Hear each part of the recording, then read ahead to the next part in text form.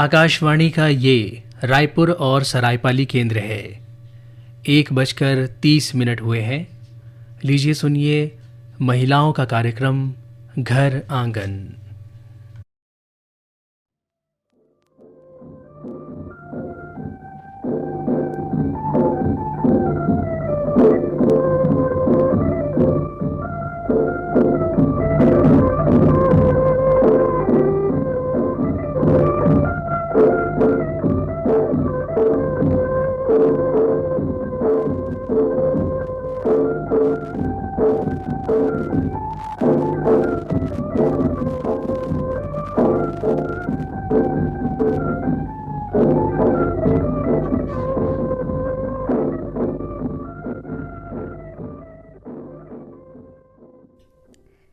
मनखे ले मनखे के नाता जुरे सुमत के डोरी माँ, सुख के रंग खुशी बढ़ देथे परगट दिखथे बोली माँ। यही भाव संग घर आंगन सुनैया सबो बहिनी मन ला संगीता वर्मा के राम राम। बहिनी हो कथे ना, पहले सुख निरोगी काया और सही माँ। जब शरीर बने रहते त जम्मो काम बुता माँ खाए पिए घूमे फिरे सबो माँ मन लागथे। और जहाँ तबीयत गड़बड़े त काहे नहीं सुहावय। और अभी के मौसम ला देखन ना त कभू लक लक ले घाम थोकन माँ पानी बादर, तेकर से ते उमस भरे गर्मी ले सबो परेशान हवय। और यही मौसम के उतार चढ़ाव माँ तबीयत तको बिगड़ जथे। तेकर से ती बहिनी हो हमला अपन और अपन परिवार के ध्यान रखना है और संतुलित पौष्टिक ताज़ा भोजन ला लेके अपन प्रतिरोधक क्षमता ला बढ़ाए के उद्यम करना है और बीमारी ला दूरिया रखना है। फिर हम देखत हन हम महिला मन के सब ले बड़े कमजोरी का होथे कि हम सबके ध्यान तो राखथन फिर अपने ध्यान नहीं राखन। सब ला खवा पिया देथन और कहूँ खंग जथे त लेना मैं चटनी में खा लूँ या बिहनिया रथिया के बाँचे हे तेन ला खा लूँ कहीथन। कहीं बिसाए की बारी आथे तब हो मैं अपन बर बाद में ले लूँ कहीथन। बही भाव संग घर आंगन सुनैया सबो बहिनी मन ला संगीता वर्मा के राम राम। बहिनी हो कथे ना, पहले सुख निरोगी काया और सही माँ। जब शरीर बने रहते त जम्मो काम बुता माँ खाए पिए घूमे फिरे सबो माँ मन लागथे। और जहाँ तबीयत गड़बड़े त काहे नहीं सुहावय। और अभी के मौसम ला देखन ना त कभू लक लक ले घाम थोकन माँ पानी बादर, तेकर से ते उमस भरे गर्मी ले सबो परेशान हवय। और यही मौसम के उतार चढ़ाव माँ तबीयत तको बिगड़ जथे। तेकर से ती बहिनी हो हमला अपन और अपन परिवार के ध्यान रखना है और संतुलित पौष्टिक ताज़ा भोजन ला लेके अपन प्रतिरोधक क्षमता ला बढ़ाए के उद्यम करना है और बीमारी ला दूरिया रखना है। फिर हम देखत हन हम महिला मन के सब ले बड़े कमजोरी का होथे कि हम सबके ध्यान तो राखथन फिर अपने ध्यान नहीं राखन। सब ला खवा पिया देथन और कहूँ खंग जथे त लेना मैं चटनी में खा लूँ या बिहनिया रथिया के बाँचे हे तेन ला खा लूँ कहीथन। कहीं बिसाए की बारी आथे तब हो मैं अपन बर बाद में ले लूँ कहीथन। बहनी हो चाहे वो सुतई बैठई होए, चाहे अपन खान पान बर होए या स्वास्थ्य के देखभाल बर होए, काली बर हमन टाल देथन और कखरू बर करना है त आगू आ जथन। तब भई जब हम खुद स्वस्थ रहिबो तभी तो दूसरों बर अच्छा सोच सकबो। त सब ले पहले अपन खुद ला देखना है। बहनी हो अभी सरकार तको एक सुघर योजना चलावत है कि स्वस्थ नारी सशक्त परिवार, और एला गुनान करके देखबे ना त सही माँ बड़ सुघर योजना हवय। काबर बहनी हो नारी ही परिवार के धुरी होथे और एक नारी जब सशक्त हो जही स्वास्थ्य के दृष्टि ले, आर्थिक दृष्टि ले, मानसिक दृष्टि ले, तभी तो एक अच्छा समाज परिवार के स्थापना कर सके। तेकर से ती बहनी हो कोनो बात ला काली बर नहीं टालना है, अपन बर समय निकालना है, अपनों बर भी जीना है और खुश रहना है। तभी तो हम दूसरों बर जिए के काबिल बन सकबो, है ना। और जब खुदे अस्वस्थ रहिबो तो दूसर बर का कर सकबो। बहनी हो यदि हम अपन परिवार ला खुशहाल रखना चाहथन, एक स्वस्थ सुंदर समाज के स्थापना करना चाहथन, त सब ले पहले हम खुद ले परन करन कि पहले हम अपन आप ला समृद्ध सशक्त मजबूत बनाबो। जेखर बर अपन बर थोकन बेरा निकाले ले पर ही योग कसरत ला जिंदगी में शामिल करन और सब ले पहली तो बाँचे खुचे या जुड़ाए बासी भोजन खाए बर परहेज करन और समय में गरम भोजन खाए के आदत बनावन और बहनी हो सबके संग्रह खाए की कोशिश करन। एखर ले काहीं चीज खंघी तको नहीं और सबो जिनिस हमू खा सकबो और पूरा परिवार के माया दुरार ले आपसी गोट बात तक हो जही है ना। तब बहनी हो आज ले ये परन करन कि अच्छा भोजन खाऊं, समय में खाऊं और सबके संग्रह खाऊं और सबके ध्यान रखूं, संग में अपनो ध्यान रखूं। तब एक स्वस्थ नारी स्वस्थ सशक्त समाज के स्थापना कर पाबो। और ये तो होइस बहनी हो आज के गोट बात। और अब क्रम है आप मन के मनपसंद कार्यक्रम सुर सरिता के। त आओ आप मन के पसंद के ये पहले गीत के आनंद लेवन।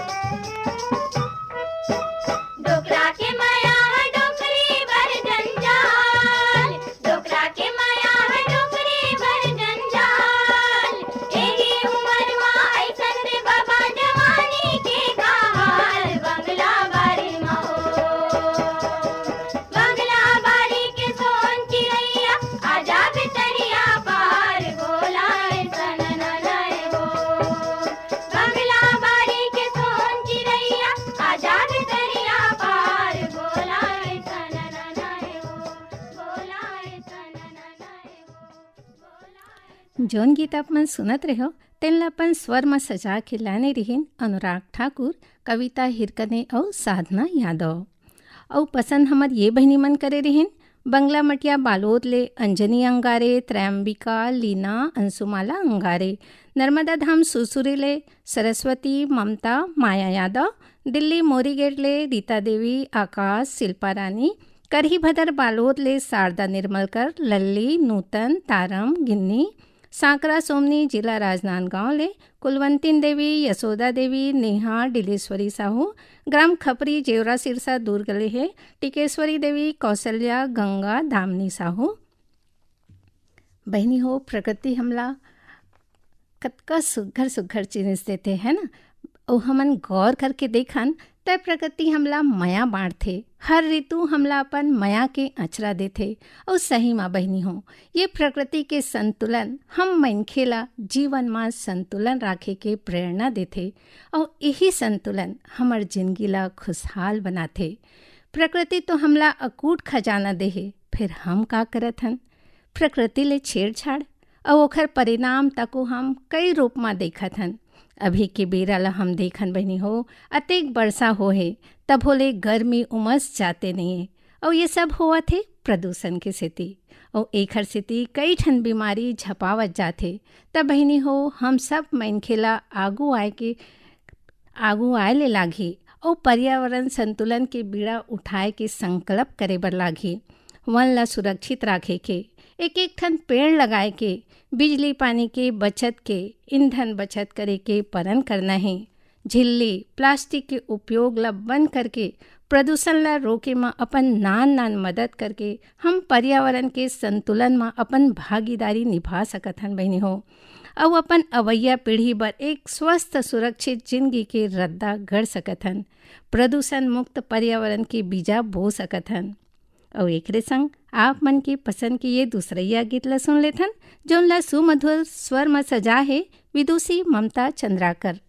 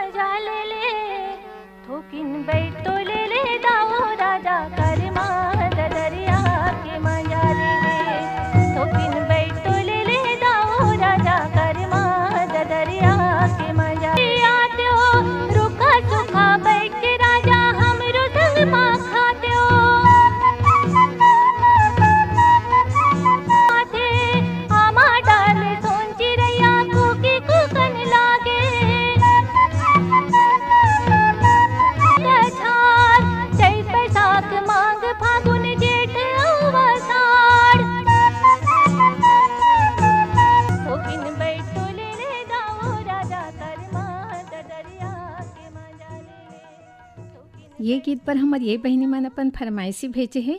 भिलाई सेक्टर 10 ले है रश्मि वर्मा, श्रेया, श्रुति, तारनी, पायल, अर्चना, प्रीति, कुमुदनी वर्मा, ग्राम परसाटोला जिला अंबागढ़ चौकी ले सिलोचनी मसिया, तुषारिनी, शीला, पायल, गरिमा, दीपिका, रोहिणी, काजल, मेघा, वर्षा, झुनियाबाई मसिया, ग्राम तेंदुभाटा मगर रोड जिला धमतरी ले महेश्वरी निषाद, देविका, नूतन, लक्ष्मी निषाद, ग्राम जुनवानी दुर्ग ले तारा विद्या साहू, बेबी, विधि, दीपिका, कविता, सृष्टि, ग्राम भिलौरी जिला बेमेतरा छत्तीसगढ़ ले है रोहिणी, डागेश्वरी, पूनम, छविता साहू, भामिनी, दुर्गापारा, संतोषी नगर रायपुर ले पुष्पलता यादव, अर्पिता, अनुराग, बलदाऊ, राजेश्वरी, आस्था यादव, लोरमी ग्राम चचेड़ी ले प्रमिला मरावी, नेहा, रिंझा, तनुराही मरावी, रिंगनी ले है करुणा वर्मा, प्रियंका बंछोर।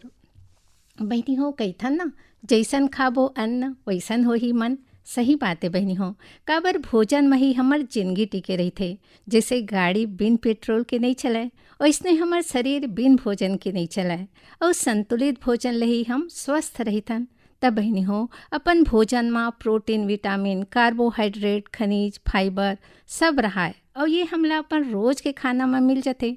तभी तो हम कैथन ना हमार भोजन कलरफुल रहाए, यानी रंग बिरंग के रहाए, यानी थाली में दाल भात, हरियर साग, सलाद, मौसमी फल फलिहारी, दूध दही, यानी संतुलित भोजन लेवन। बहनियों और जिंदगी ला स्वस्थ सुघर निरोगी बनावन। और सुनन आप मन की पसंद के ये सुघर गीत जिनला स्वर दे मंजुला दास गुप्ता।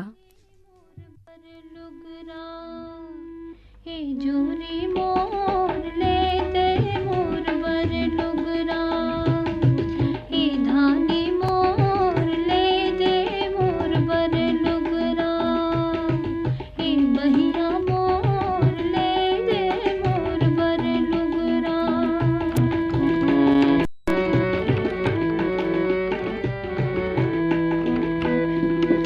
दूसर साही यहना गहना खातिर करूं नहीं झगड़ा, हाय हाय हे जोरी मोर ले दे मोर बर लुगरा, हे धानी मोर हे बहिया मोर ले दे मोर बर लुगरा।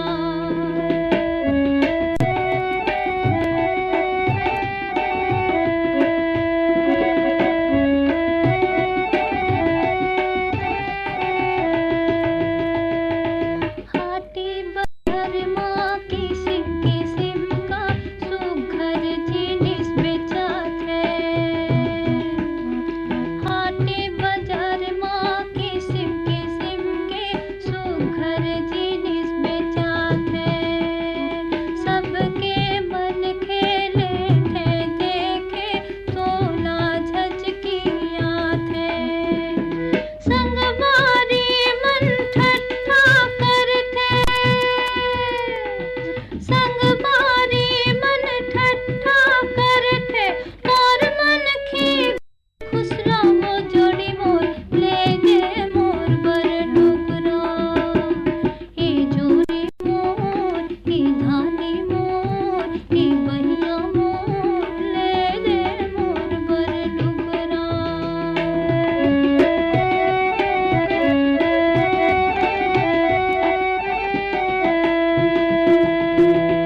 रेशमाही कष्टोहा चुनरी कोरा और पोसाहे, सुवा पाखी छिटही बुंदेही डोरिया और धुपाहे, एक चरंग की लुगरा पुलका, एक चरंग की लुगरा पुलका, एक चरंग के फुंदरा वो जोड़ी मोर ले दे मोर बर लुगरा, हे जोड़ी मोर हे धानी मोर हे बहिया मोर ले दे मोर बर लुगरा।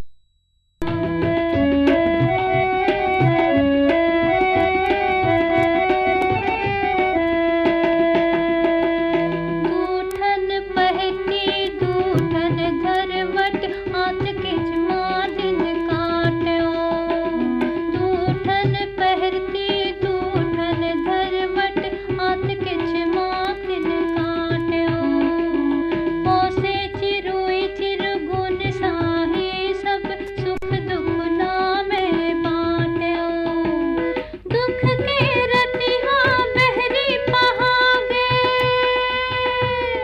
दुख के रतिहा बहरी पहागे, अब तो मोसे कुकरा वो जोड़ी मोर ले दे मोर बर लुगरा, हे जोड़ी मोर हे धानी मोर हे बहिया मोर ले दे मोर बर लुगरा।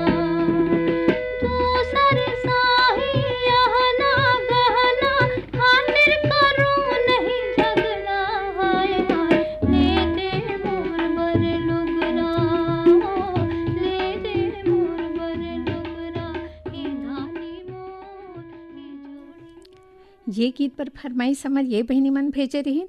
नर्मदा धाम सुरसुरी ले बिंदु यादव, सरस्वती, कविता, कुलेश्वरी यादव, शीतला नगर दुर्ग ले अर्पा, पैरी, पार्वती, राधा चंद्राकर, पुरातात्विक ग्राम करी भदरले शारदा निर्मलकर, लखनीबाई, रागिनी, अनसुईया, गिन्नी, लल्ली, धवलपुर गरियाबंदले चंद्रकांति मिश्रा, सोनाली, यसु, प्रतीक्षा, अर्चना मिश्रा, अरमरी खुर्दे बटरेल दुर्गले जैनीवाड़े नेहा, कुमारी रीचा, कुर्मीपारा बेमेतरले पूर्णिमा सारथी, कुमारी हेमलता, सुषमा, कुमारी योगिता, भावया सारथी, राजनांदगांव ले हे पूनम, कंचन, कुसुम, पुष्पा गुप्ता।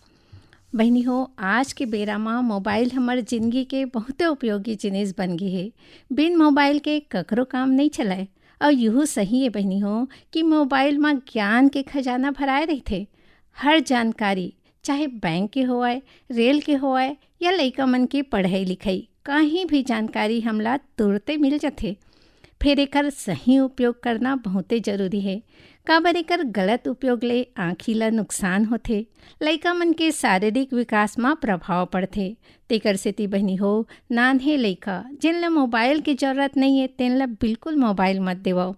कई घाव हम का करथन, लइका पदोवत है कई के मोबाइल ला धरा देथन और लइका वही में भी धुन हो जाथे।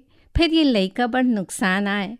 और एक ठन अउ बात है बहनी हो, मोबाइल चलावत बेरा स्क्रीन ला थोकन दूरिया राखन और ओखर रोशनी ला कम राखन और बिना जाने कहीं भी ऐप ला डाउनलोड छन करन और कहीं भी लिंक ला बिना जाने छन खोलन। बहनी हो, कई झन मन गाड़ी चलावत मोबाइल चलावत रहते है ना, त ऐसन झन करन। अगर गोठियाना जरूरी छे त तीर में गाड़ी ला रोक के गोठियालन और अपन निजी जानकारी सोशल मीडिया में झन भेजन। बहनी हो, ऐसन ढंग ले सावधानी रख के मोबाइल के उपयोग करन। और आप मन की पसंद के ये गीत ला सुनन जिन ला स्वर में सजा के लाने हैं निर्मला बेलचंदन। बैरी झन कही बेमुला तुर पैया परो हराजा। बैरी झन कही बेमुला तुर पैया परो हराजा। दुख सुख ताप के रह जाहूँ तोर छैहा माँ, दुख सुख ताप के रह जाहूँ तोर छैहा माँ। बैरी झन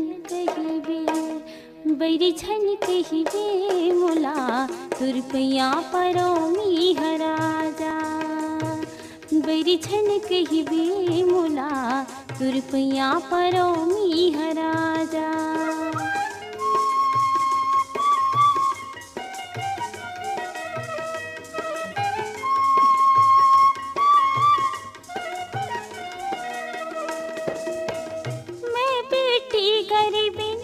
घर के राजा चटनी बास के खवैया। छनियल गावे मुला तुर बहिहाले रह जाहूँ घर के रखैया। माटी की पुतरी ओ जोड़ी, माटी की पुतरी। बैरी झन कही बे मुला तुर पैया परो हराजा। दुख सुख ताप के रह जाहूँ तोर छैहा माँ, दुख सुख ताप के रह जाहूँ तोर छैहा माँ। बैरी झन कही बे मुला तुर पैया परो हराजा। बैरी झन कही बे मुला तुर पैया परो हराजा।